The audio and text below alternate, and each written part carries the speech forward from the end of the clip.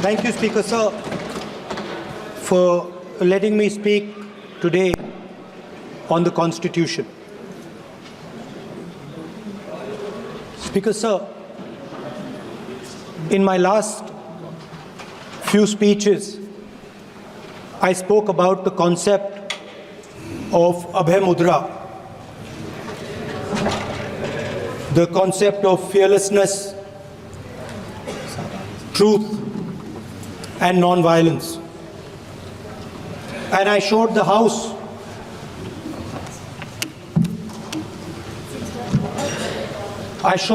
images of our different religions displaying this Abhay Mudra.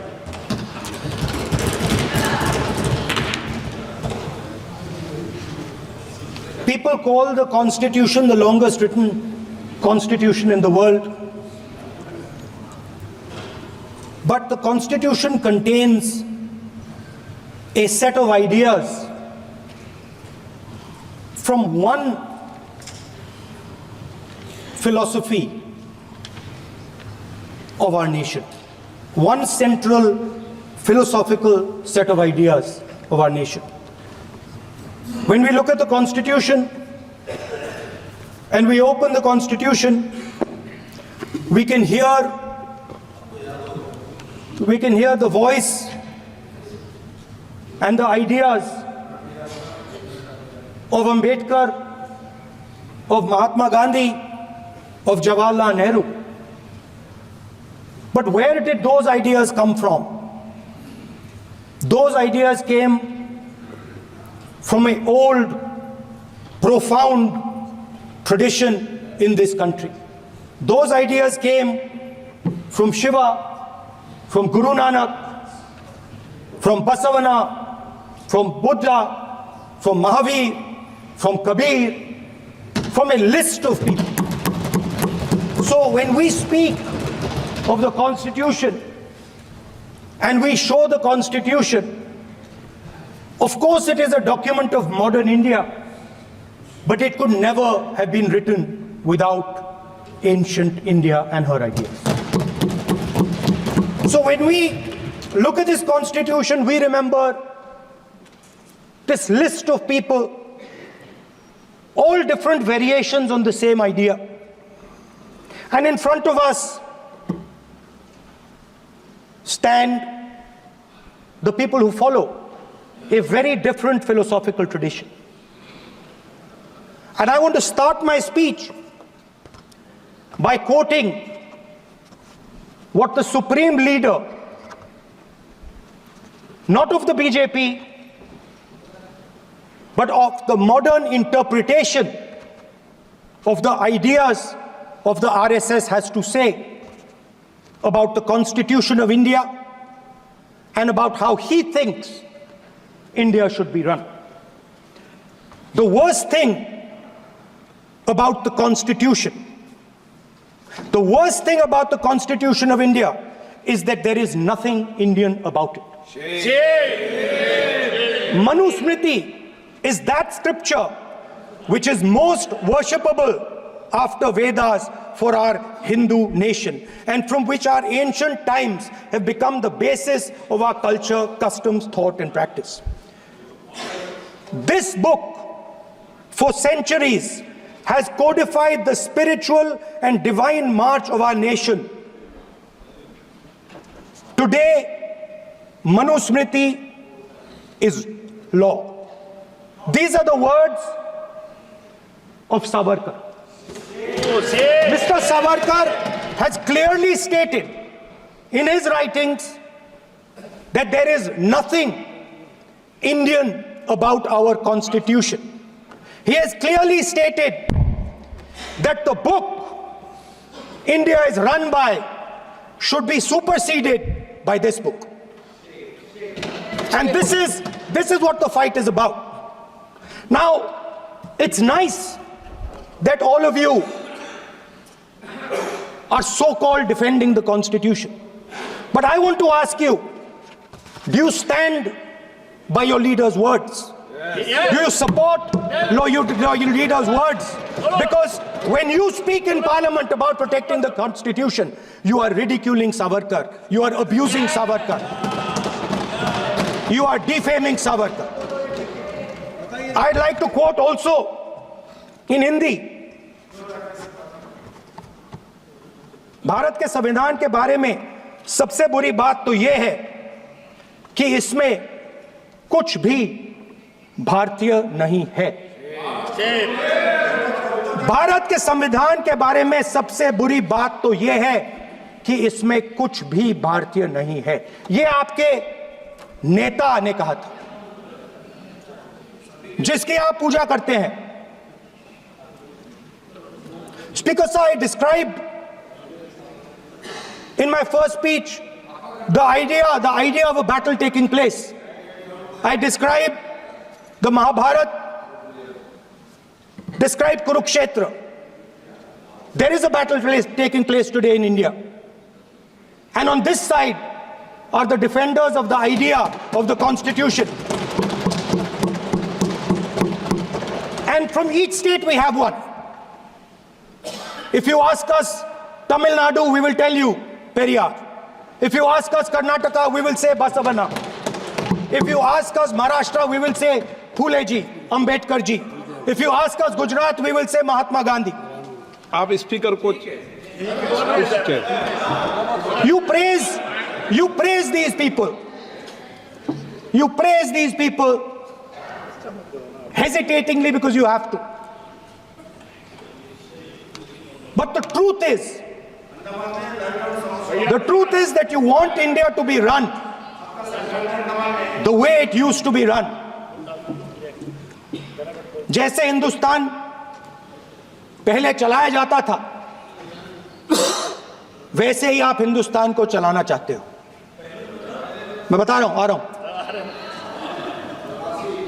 Patience रखिए थोड़ी, इतना excitement नहीं होना चाहिए। स्पीकर सर, जब मैं छोटा था दिल्ली में, स्पीकर सर, दिल्ली के चारों ओर जंगल हुआ करता था। जो आज यहां रहते हैं उनको ताजुब होगा कि एम्स के बिल्कुल बगल में जंगल शुरू होता था। जहां रेलवे म्यूजियम है वहां पे जंगल शुरू होता था। वैसे ही जंगल में, दोनों नॉर्थ और साउथ, वैसे ही जंगल में हजारों साल पहले एक युवा, 6-7 साल का युवा, हर रोज सुबह उठ के 4 बजे उठ के,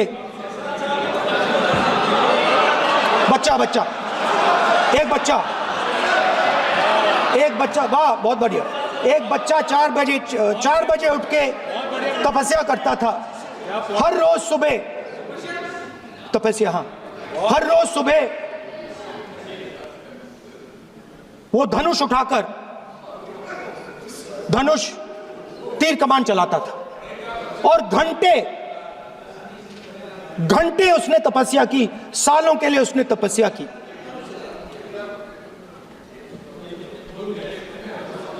पास लोगों को पता लगने लगा कि लड़का है। यही तो आप नहीं समझ सकते हो, यही तो प्रॉब्लम है। धनुष में तपस्या है,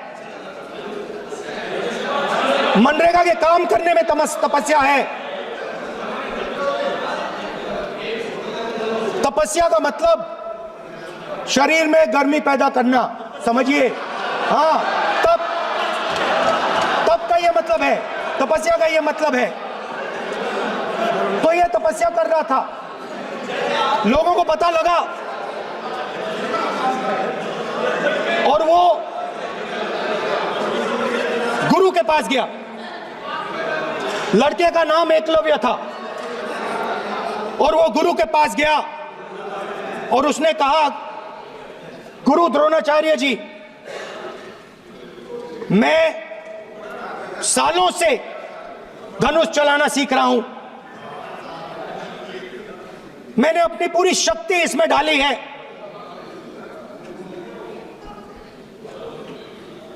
आप मेरी मदद कीजिए। आप मेरे गुरु बनिए। द्रोणाचार्य जी ने एकलव्य को कहा कि आप ऊंची जात के नहीं हो, आप ऊंची जात के नहीं हो, आप द्विजा नहीं हो, मैं आपका गुरु नहीं बनूंगा, यहां से तुम चले जाओ। और एकलव्य चला गया। फिर से एकलव्य ने तपस्या शुरू की, फिर से तपस्या शुरू की। कुछ साल बाद द्रोणाचार्य जी और पांडव उसी जंगल से निकले। एक कुत्ता भौंक रहा था, कहानी आपने सुनी है, सुना देता हूं। कुत्ता भौंक रहा था, अचानक कुत्ते की आवाज शांत हो गई। द्रोणाचार्य जी और पांडव पास गए और उन्होंने देखा कि तीरों के जाल में कुत्ता फंसा हुआ था। मुंह में तीर था एक, हाँ, मगर कुत्ता तीरों के जाल में फंसा था, एक तीर मुंह में थी, शांत था कुत्ता, मगर कुत्ते को चोट नहीं लगी। एकलव्य ने अहिंसा के साथ कुत्ते को शांत किया था। द्रोणाचार्य जी आते हैं और एकदम पूछते हैं, तुम्हें यह किसने सिखाया? एकलव्य जवाब देता है, द्रोणाचार्य जी, यह मैं सीखा हूं, मैंने तपस्या की है, घंटों मैंने प्रैक्टिस की है।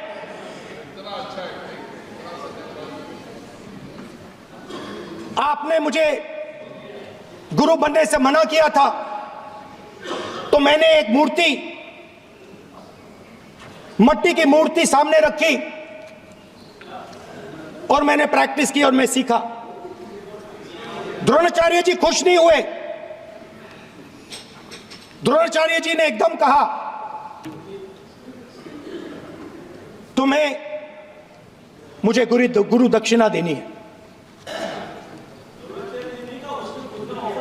नहीं नहीं, ये आपकी स्टोरी है, ये आपकी स्टोरी है। मेरी स्टोरी है कि द्रोणाचार्य ने पूछा।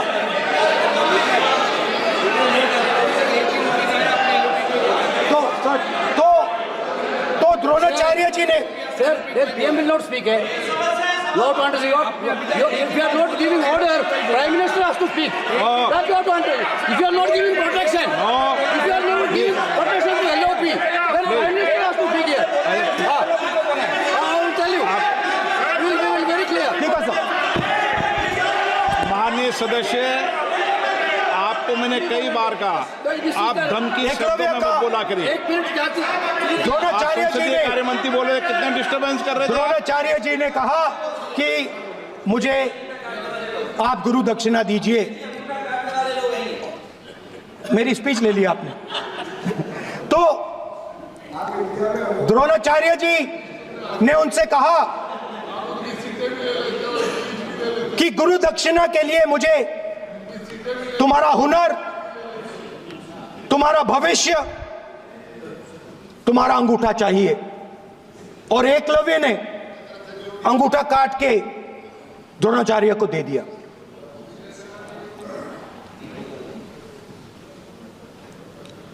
यह अभय मुद्रा है। इसमें कॉन्फिडेंस, स्ट्रेंथ, निडरता कहां से आती है? हुनर से आती है, इस अंगूठे से आती है। ये लोग इसके खिलाफ हैं। जैसे द्रोणाचार्य जी ने एकलव्य का अंगूठा काटा, वैसे ही आप पूरे देश का अंगूठा काटने में लगे हुए हो। आप जैसे ही एकलव्य का, जैसे द्रोणाचार्य जी ने एकलव्य का अंगूठा काटा, वैसे ही आप हिंदुस्तान के युवाओं का,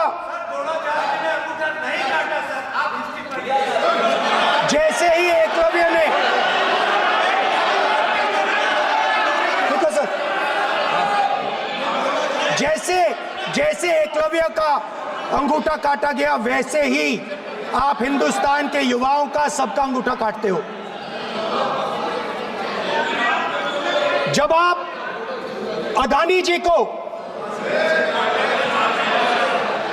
अदानी जी को धारावी देते हो, तो आप धारावी के जो एंटरप्रेन्योर्स हैं, जो स्मॉल एंड मीडियम बिजनेसेस हैं, उनका आप अंगूठा काटते हो। जब आप हिंदुस्तान के पोर्ट्स, एयरपोर्ट्स, डिफेंस इंडस्ट्री, ये सब जब आप अदानी को देते हो,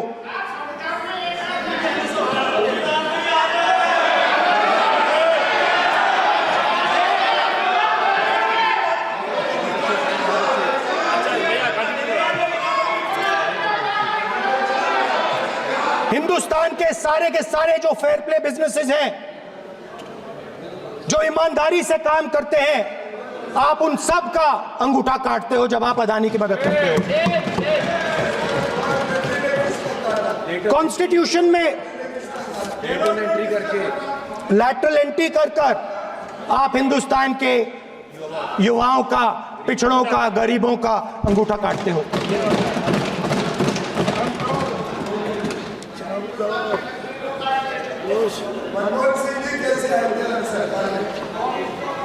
सर, स्पीकर सर, जैसे एकलव्य ने प्रैक्टिस की थी, वैसे ही हिंदुस्तान के युवा सुबह उठकर 4 बजे उठकर अलग अलग एग्जाम्स की तैयारी करते हैं। आपने देखा होगा, पहले हजारों युवा सुबह उठकर रनिंग करते थे, वेट ट्रेनिंग करते थे आर्मी में जाने के लिए। जब आपने अग्निवीर लागू किया, तो आपने उन युवाओं की उंगली काटी। जब आप पेपर लीक कराते हो, 70 बार आपने पेपर लीक करवाया है, तब आप हिंदुस्तान के युवाओं का अंगूठा काटते हो।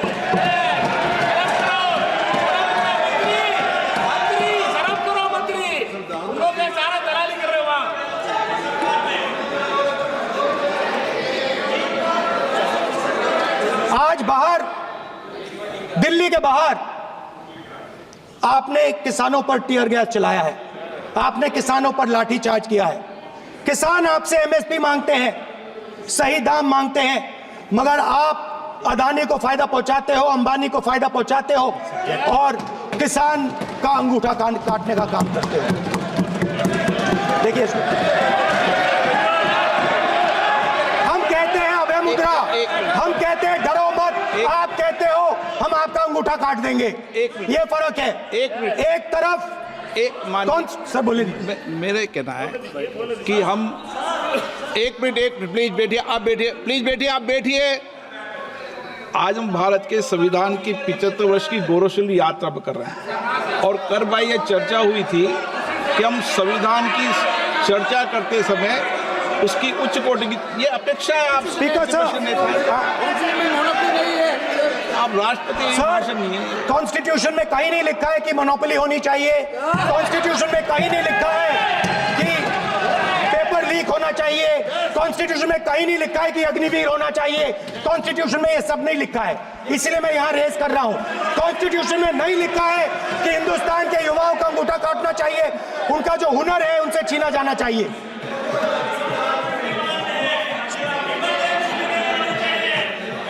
बैठे बैठे कर रहे हैं सर, 5 बजे अपनी बैठे बैठे करेंगे। अब कुछ नहीं बोलना है उसको। 5 बजे देखिएगा, 5 बजे देखिएगा क्या कर। स्पीकर सर, मिलेगा। मैं कुछ दिन पहले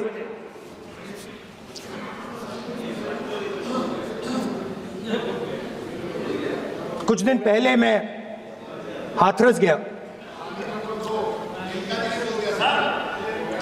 कुछ दिन पहले मैं हाथरस गया। हाथरस में 4 साल पहले एक लड़की का बलात्कार होता है।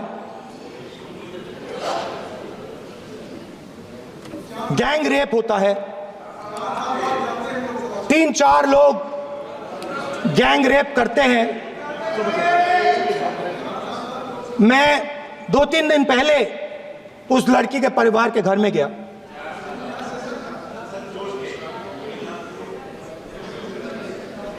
जिन्होंने गैंग रेप किया वो बाहर घूम रहे हैं और लड़की का परिवार अपने घर में बंद है। लड़की का परिवार बाहर नहीं जा सकता है। जो अपराधी हैं वो उनको रोज धमकाते हैं और वो बाहर घूमते हैं।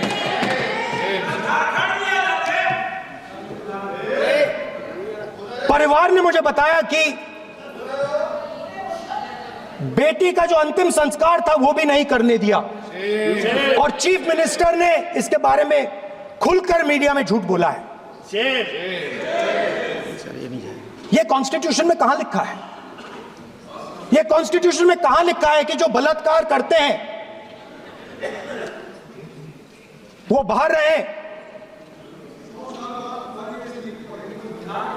और जिसका रेप हुआ है, जिसके परिवार, उस परिवार को बंद कर दिया जाए? कहां लिखा है कॉन्स्टिट्यूशन में?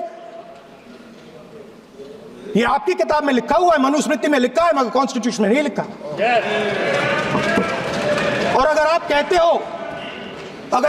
हो कि यूपी में आपका राज है और वहां पे कॉन्स्टिट्यूशन नहीं लागू होता है, वहां पे मनुस्मृति लागू हो रही है।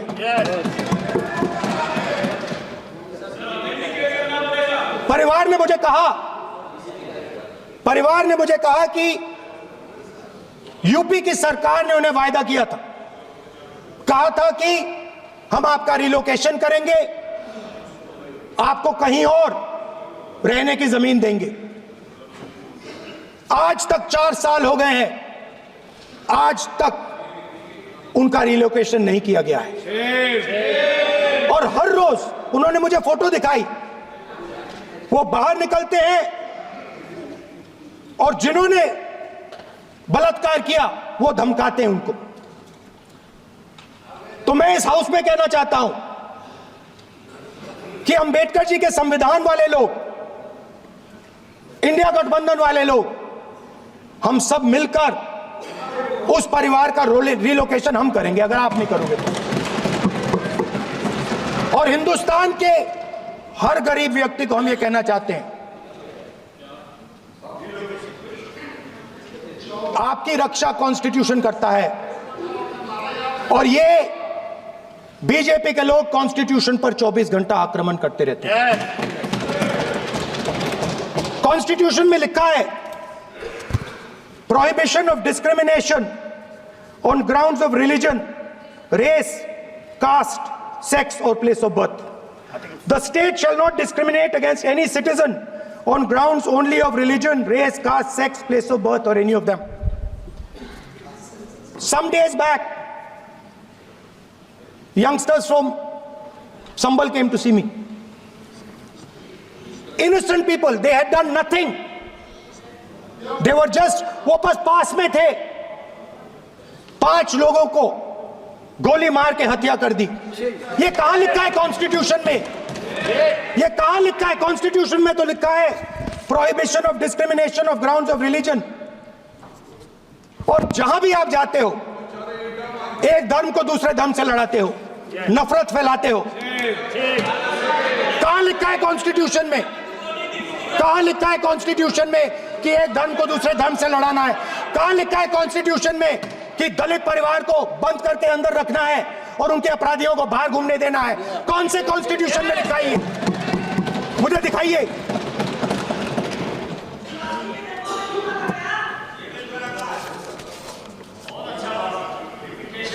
स्पीकर सर, हमने, हमारी जो विचारधारा है, इंडिया गठबंधन की विचारधारा है, वो देश में कॉन्स्टिट्यूशन लाई है। हम सब मिलकर कॉन्स्टिट्यूशन की रक्षा करते हैं। अंबेडकर जी ने कहा था, if there is political equality but no social and economic equality, political equality will be destroyed। ये अंबेडकर जी के शब्द हैं। और आज यह बात सबके सामने है। पॉलिटिकल इक्वालिटी जो थी वो खत्म हो गई है। हिंदुस्तान के सारे इंस्टीट्यूशंस कैप्चर कर लिए गए हैं। सोशल इक्वालिटी नहीं रही, फाइनेंशियल इकोनॉमिक इक्वालिटी नहीं रही। इसीलिए हमारा अगला कदम जाति जनगणना होगा। हम देश को दिखाना चाहते हैं कि आपने किन लोगों का और कहां कहां अंगूठा काटा है। हम दलितों को, आदिवासियों को, पिछड़ों को, किसानों को, मजदूरों को दिखाना चाहते हैं कि आपने किस किस का अंगूठा काटा है। इसलिए जो मैंने वायदा किया था, इसी हाउस में यहां हम कास्ट सेंसस लागू करेंगे और उसके बाद हिंदुस्तान में एक नए तरीके का विकास होगा, एक नई तरीके की राजनीति होगी। जो मैंने पहले कहा था, जो आपको अच्छा नहीं लगता है, 50% रिजर्वेशन, उस दीवार को हम यहां तोड़ेंगे। 50% रिजर्वेशन की दीवार और जाति जनगणना हम यहां करा के दिखाएंगे। आपको जो कहना है कर लो, कह लो। स्पीकर सर, बहुत बहुत धन्यवाद।